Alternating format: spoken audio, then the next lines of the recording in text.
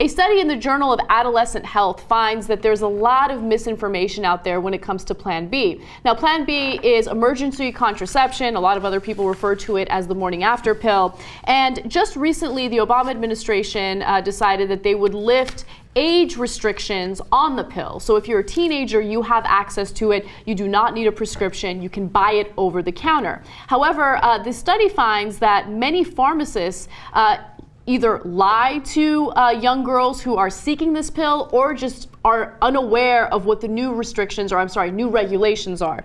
So just to give you some of the numbers, they found that in the study, researchers called pharmacies in several different cities around the country posing as teenage girls seeking the emergency contraception. Approximately 20% of the pharmacy staff said that staff they contacted wrongfully said that the teenagers could not legally access the emergency contraception at all. Of the remaining 80% of respondents, only about half got the exact age requirements right.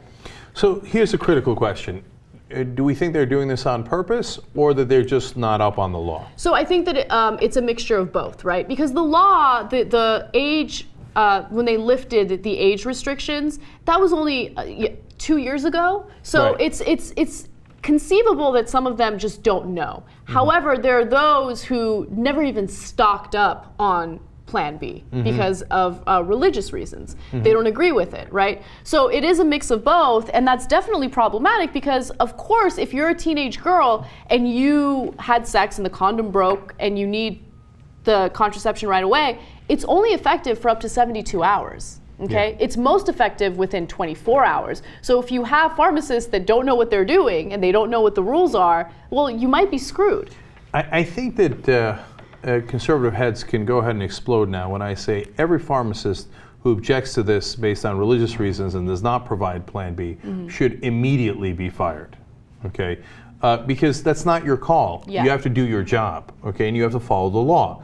Now, if you want to be a conscientious objector, you know, the Martin Luther King of Plan B, have at it, Hoss.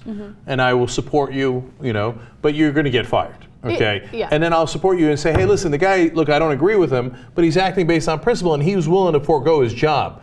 You know, I respect that. Yeah, it would be like me saying, hey, you know what, I like to report the news, but I refuse to report on anything that has any celebrity content whatsoever. Or anything that I find morally objectionable. Right, and then I'm not doing my job. You have to report on certain stories that you don't really find particularly interesting, because it's not about me, it's about the people that I'm serving, right? So in this case, I think it's similar. And by the way, the study did address the issue of those who object because of religious issues, because they would call back and say, hey, what's going on? Why did you give me this false information? Many cited ethical reasons or personal religious beliefs for not offering the medication. You know what it reminds me of? When we did the story a while back on Muslims, I think it was in Minnesota, who refused to handle pork products when they were working the cash register at I forget if it was a Target or something along those lines, right?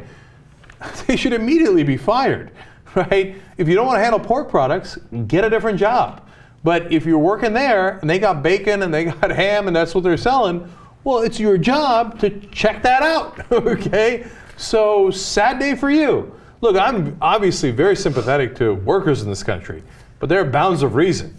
So if someone needs that Plan B and it's critical to the scope of their life, my God, the direction that their life could take is at stake here, and they've made a choice, and the law says they're allowed to make that choice.